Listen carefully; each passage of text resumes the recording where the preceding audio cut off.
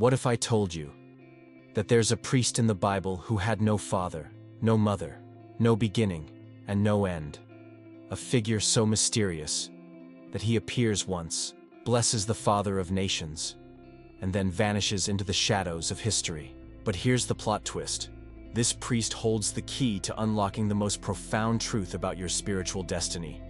And chances are, no one ever told you about it. Religion tried to bury him. Theology tried to explain him away. But the Bible? The Bible whispers his name across generations, as if daring you to look deeper. His name is Melchizedek, the priest without genealogy, the king of righteousness, the king of peace. And trust me, the moment you understand who he is, something shifts, because he's not just a relic of the past, he's a prophetic mirror, reflecting who you were always meant to become. Yeah, I get it. It sounds wild, but stay with me, because this isn't just about decoding an ancient mystery. This is about you, about why you sometimes feel like you don't fit into the boxes the world and religion try to shove you in, about why there's a part of your soul that knows you were made for something eternal, something untouchable by time, systems, or limitations. And I need to warn you, the moment we pull this thread, it unravels everything you thought you knew about priesthood, spiritual authority, and your role in the divine story. This isn't surface-level theology. This is a portal into the eternal.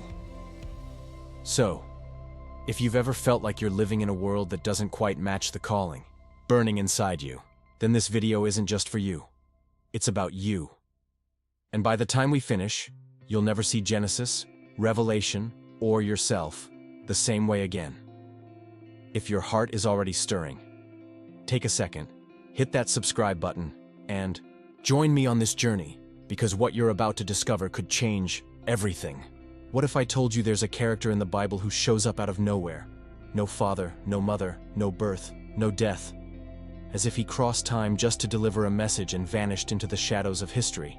That's Melchizedek, an enigmatic figure, almost like a ghost woven into the pages of Genesis. In a book obsessed with genealogies, even for servants and foreigners, his lack of origin screams for attention. It's as if he was planted there on purpose, a riddle for those who dare go beyond the surface. And honestly, it might have more to do with you than you think. How many times have you felt out of place, like you're in this world but don't fully belong here? Just like Melchizedek, sometimes it feels like you're living between unwritten chapters of your own story. He didn't need a last name or credentials to fulfill his purpose. What about you?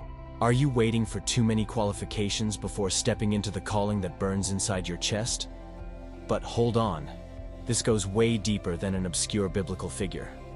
Melchizedek's appearance shatters rules, defies religious norms, and forces us to ask, what truly defines someone as chosen? It's not blood, not lineage. It's calling. That's a living, practical lesson you can apply today. Start your day asking, what does God want me to do right now? Not, who am I on paper? Spiritual identity is revealed through obedience, not resumes. If you've read Os Guinness's The Call, you might recall the quote, "You don't choose the calling chooses you." That's the core idea here. Melchizedek shows up with no backstory because he is the story. He is calling in human form. It might sound mystical, even unnerving, but think about it. Haven't the best decisions in your life come from something you couldn't explain, but deeply felt was right?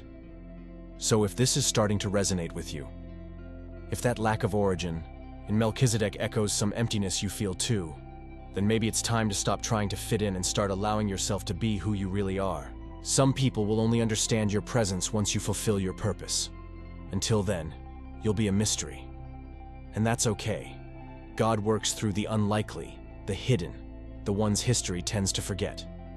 The truth is, just like Melchizedek, you might be a bridge between dimensions, between the ordinary and the eternal.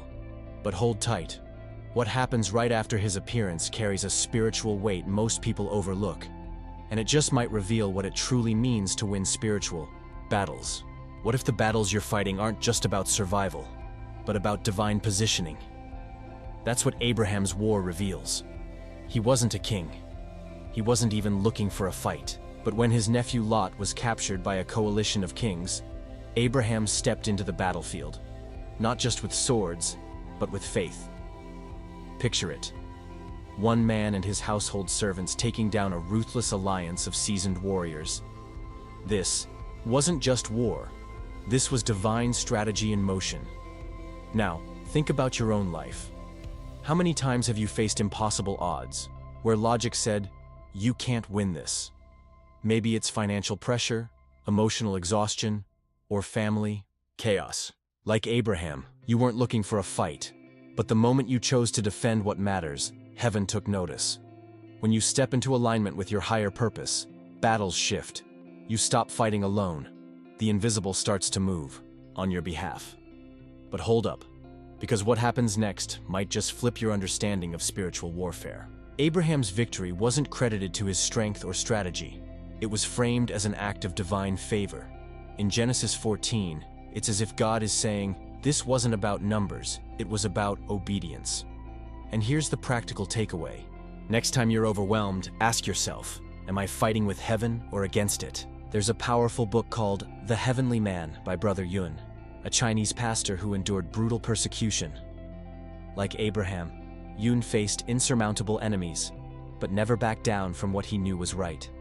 His life proves that sometimes, divine victory doesn't look like the world's version of success.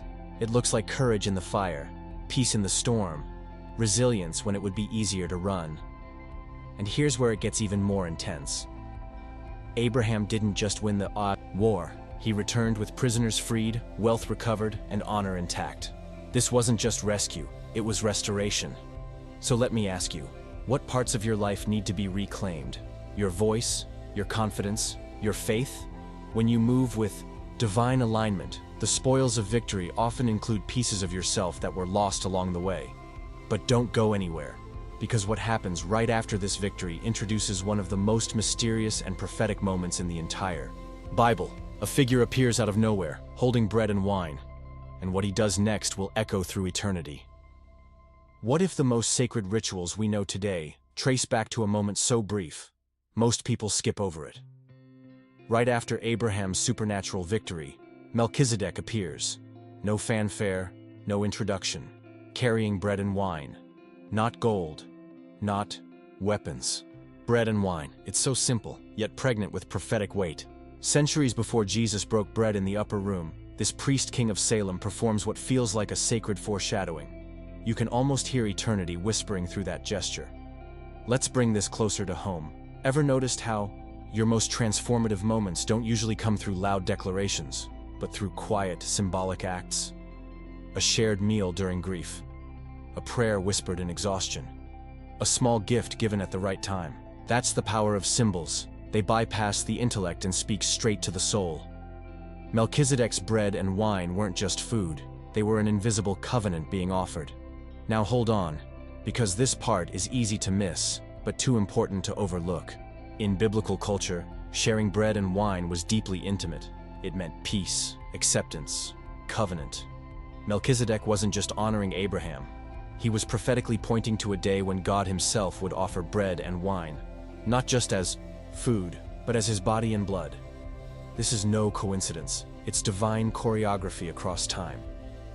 You ever read The Sacred Romance by Brent Curtis and John Eldridge? It talks about how God communicates with us through symbols and story, not just sermons. That's exactly what's happening here. Bread and wine become a story within a story.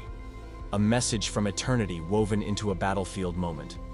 So the question is, what sacred symbols are passing through your life unnoticed? Next time you sit with a cup of coffee and a quiet moment, treat it like holy ground.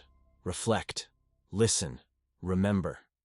Sacred encounters often disguise themselves in ordinary details.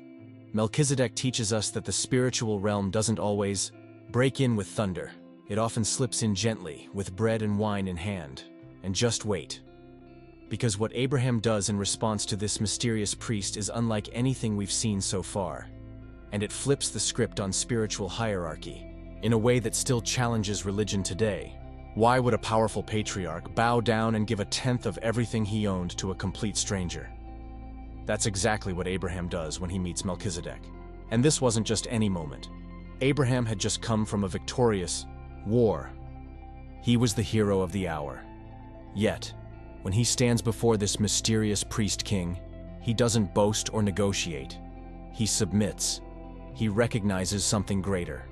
And in doing so, he breaks every expected rule of ancient hierarchy. Now let's be real. How easy is it to cling to control when you're finally on top? Maybe you've overcome a major challenge, landed the job, healed from a tough breakup. The temptation is to think, I did this. But Abraham shows us a better way. True spiritual maturity is measured not by how loudly we celebrate victory, but by how humbly we return the glory. That tithe wasn't about money. It was an act of surrender. And here's where it gets even more radical. This moment happens before the law of Moses, before any command about tithing ever existed. Abraham gave not out of obligation, but out of revelation. He saw divinity in Melchizedek and responded with honor. So here's a question worth asking. Are we giving because we have to, or because we see the sacred in front of us? That's where generosity becomes worship. There's a story in the book The Blessed Life by Robert Morris that echoes this. He talks about giving as a lifestyle, not a rule. Just like Abraham, many discover that surrendering their resources unlocks something far deeper. Freedom from fear, trust in divine provision, and alignment with God's rhythm. The tithe isn't a transaction, it's a declaration. I trust you more than I trust what I own. And maybe that's exactly what your soul's been wrestling with. Not just money, but control, identity, legacy. Abraham's gesture invites us to ask, who do we bow to when no one's watching? Who gets our first fruits, our best energy, our time, our affection?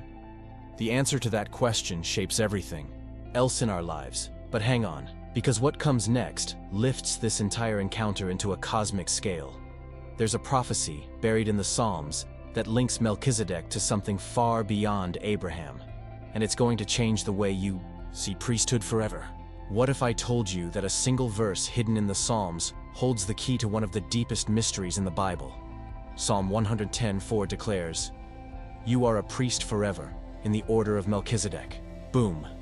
Just like that, Melchizedek, this shadowy figure from Abraham's story, jumps from Genesis straight into messianic prophecy. Centuries later, King David, under divine inspiration, pens this line pointing directly to someone who wouldn't fit into the traditional mold of the Levitical priesthood. This isn't poetry. This is a spiritual bombshell. Let's pause and think about that. Ever felt boxed in by systems, religious, social, family, that say, this is how it's always been? That's exactly what this verse smashes to pieces. It declares that God's plans don't bow to human traditions. The Messiah wouldn't come from the priestly tribe of Levi. He'd come from Judah, outside the system, just like Melchizedek. It's a reminder that your calling may not fit the categories people try to put you in. And that's by design. But stay with me, because this gets even wilder. The Levitical priesthood was temporary, bound by life and death. Priests came and went, but Psalm 110 promises something radical. A priesthood that's eternal. One that doesn't expire with human limitations. A divine office held not by birthright, but by divine appointment. This is the spiritual blueprint that points straight to Jesus Christ. Have you ever read Jesus, a Theography by Leonard Sweet and Frank Viola? It unpacks how every thread of the Old Testament whispers the name of Jesus. This is one of those threads. Melchizedek becomes a prototype, not just of a priest, but of a king-priest, eternal, outside the legal system, yet fully endorsed by heaven. It's a radical redefinition of spiritual authority. And here's the punchline for your own life. Maybe the reason you've always felt like an outlier, like you don't belong in the boxes others live in, is because your calling was never meant to fit those boxes. You were designed for a priesthood that transcends tradition, a calling that flows from intimacy with God, not institutional validation. But don't blink now, because what the New Testament does with Melchizedek will absolutely blow your mind. The book of Hebrews takes this ancient priest and directly links him to the eternal nature of Christ. And the supernatural parallels are staggering. Brace yourself, because this is where things get supernatural, like mind-bendingly supernatural. The book of Hebrews pulls Melchizedek out of ancient obscurity and drops him right next to Jesus Christ. Hebrews 7 says Melchizedek is without father, without mother, without genealogy, having neither beginning of days nor end of life. Wait, what? This isn't just poetic. It's a theological earthquake, a priest who exists outside the boundaries of time. Sound familiar? Let's be real. How many times have you felt like you were stuck inside the limits of time, deadlines, or life stages? Melchizedek's existence shouts a reminder. The spiritual realm doesn't play by those rules. And if Christ mirrors Melchizedek's timeless nature, then maybe, just maybe, so does your calling. You were never meant to be limited by the ticking clock of this world. Eternity is already woven into your DNA. Hold on, though, because scholars have wrestled with this for centuries. Some argue Melchizedek was a Christophany, a pre-incarnate appearance of Christ himself. Others say he was a divine manifestation or an angelic figure. Either way, the parallels are impossible to ignore. Bread and wine, king of righteousness, king of peace, eternal priesthood. The fingerprints of heaven are all over this encounter. If you've ever read The Unseen Realm by Michael Heiser, you know that the Bible is loaded with supernatural patterns hidden in plain sight. Melchizedek's appearance is one of them. It's a divine breadcrumb trail leading straight to Jesus. It tells us that God's plan isn't reactive, it's premeditated, orchestrated across dimensions, and timeless in design. And think about the implications for your life. If Melchizedek reflects the eternal nature of Christ, then following Jesus means stepping into a reality that transcends time, space, and limitation. Your prayers echo in eternity. Your obedience today can unlock blessings generations from now. This isn't just religion. It's a cosmic invitation. But buckle up, because the theories about who Melchizedek really is go way deeper. Some say he's Shem, Noah's son. Others believe he's an angel, or even a direct manifestation of God himself. And what we're about to unpack next might just reshape everything you thought you knew about him. All right, get ready, because this is where the rabbit hole gets deep, really deep. For centuries, scholars, mystics, and theologians have debated who exactly was Melchizedek. Some claim he was Shem, Noah's son, still alive hundreds of years after the flood. Others argue he was an angel, a celestial being sent directly from the throne of God. And then there's the boldest theory of all, that Melchizedek was a divine manifestation, a pre-incarnate appearance of Christ himself. Wild, right? Now, let's be honest. Haven't you found yourself trying to make sense of mysterious parts of your own life too?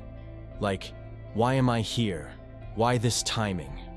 That's the vibe scholars have wrestled with for generations about Melchizedek.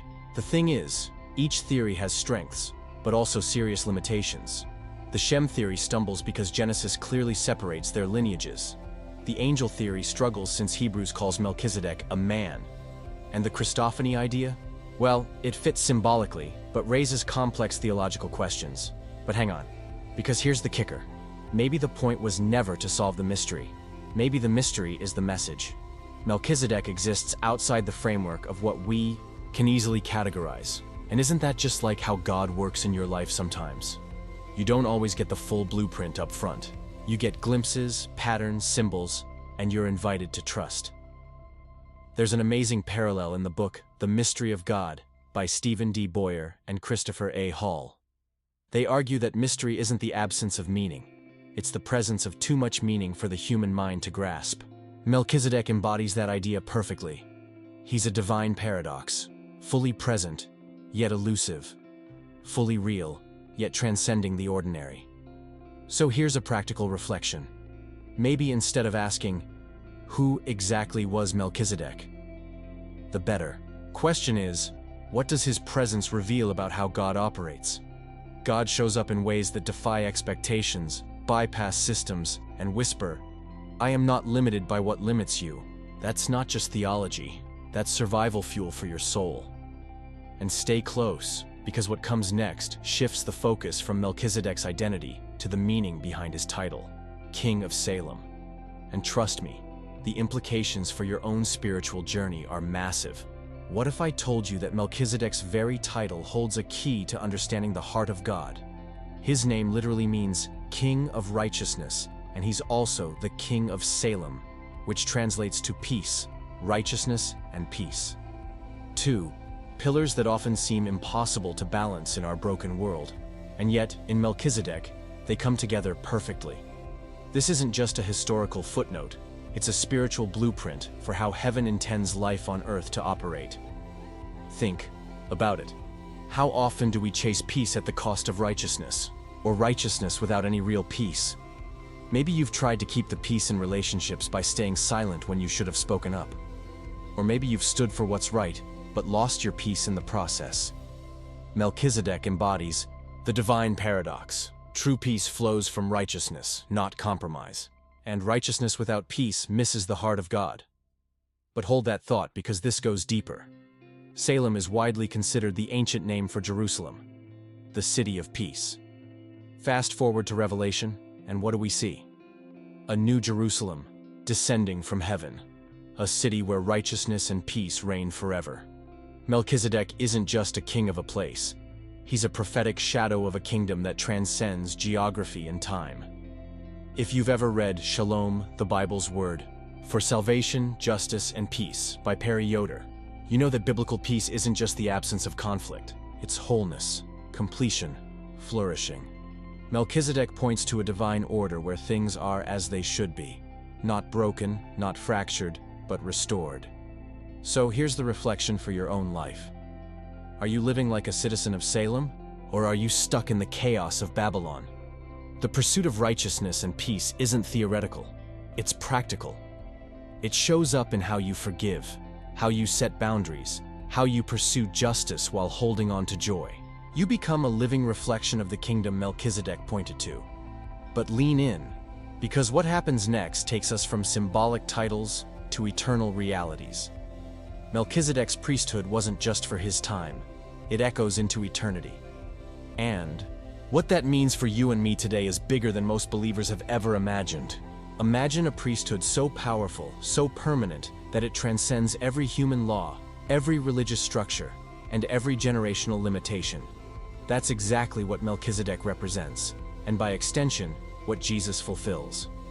Unlike the Levitical priesthood, which was temporary, inherited, and dependent on human frailty, Melchizedek's priesthood is eternal. No retirement, no succession plan, no expiration date. It's a direct appointment from God himself. Pause for a second. How often do we base our sense of worth on systems that are temporary? Job titles, social status, even religious roles. Melchizedek's eternal priesthood shatters that mindset. It reminds us that our true identity isn't anchored in the shifting sands of human approval, but in the unshakable reality of God's calling. You are part of something timeless, something that doesn't crumble when circumstances change. But wait, it gets even more intense. The book of Hebrews doubles down, saying that Jesus, like Melchizedek, is a priest forever. Not based on legal requirements or ancestral lineage, but on the power of an indestructible life. Let that sink in. This isn't just about theological history. It's about the very nature of how God relates to humanity today. A priesthood that offers once-for-all mediation. No middlemen. No religious bureaucracy. If you've ever read The Priesthood of All Believers by Carl R. Trueman, you'll know that this concept isn't just for scholars. It's for every follower of Jesus. You are invited into a priesthood that doesn't require a pulpit, a robe, or a title. It requires presence, surrender, and alignment with the eternal. So, here's the question. Are you living like someone who belongs to an eternal priesthood? Or are you still waiting for external validation to step into the role God's already assigned you? The truth is, you are a royal priesthood, a bridge between heaven and earth. Your prayers, your actions, your life, they carry eternal weight, and hold tight, because the final revelation ties this entire mystery together. From Genesis to Revelation, Melchizedek's story isn't just an ancient curiosity.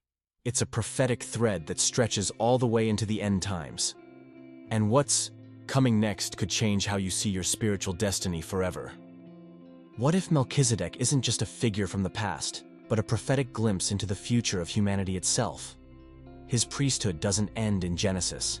It stretches across the entire biblical narrative, from the patriarchs all the way to Revelation. In the final chapters of the Bible, we see the New Jerusalem, a city where God reigns directly among his people. No temples, no intermediaries, just perfect communion. Sound familiar?